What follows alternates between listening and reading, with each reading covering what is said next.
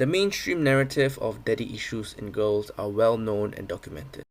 So, on to girls. Freud said that during this age, between the ages of 3 and 8, girls develop something called penis envy, which is a really weird term, but it's when girls find out that guys have something that they don't, and they enviously desire it.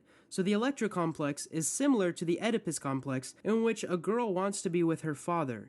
Freud said in a sexual way, but because her mother didn't have a penis, she spends the rest of her life searching for a man to make her complete. And Freud said girls can't get over their penis envy like guys can get over their castration anxiety. And if a girl didn't get enough attention from her father during this stage, many studies have found that they develop a likeliness to find men who share the same qualities as their father. Now, before I continue, I want to say that these are the ideas of Freud, not mine. I'm just teaching you about them, so take them as you will. According to this theory, girls are more likely to be attracted to men who share the same qualities as their father.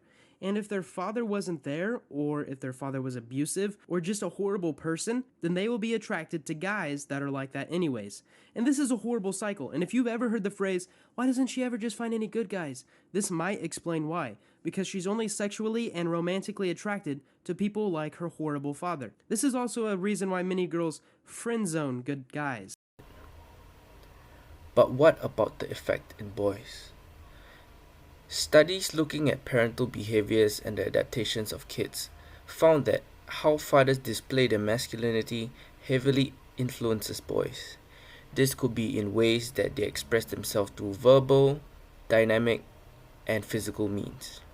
According to McCord, if a father was said to be treating their wives with respect, not having an overly aggressive personality, and generally had a peaceful relationship with their partners, this provided boys with a model of socialized behavior. The opposite, which included dads who were disrespectful to their wives, violent and aggressive, gave their children a boost in antisocial behaviors. Now, both fathers, toxic or not, managed to impart some of their personality onto them years later into adulthood. This is why it is said that toxic masculinity not only harms women, but the men themselves. Mothers had a similar impact on kids. It was found that competent and self-confident mothers with high expectations of their children seem to be able to insulate their children against criminogenic influences, even in high-crime neighborhoods. The only difference between the father's and the mother's role in boys was found that the former had a significantly less role but grew much greater over time.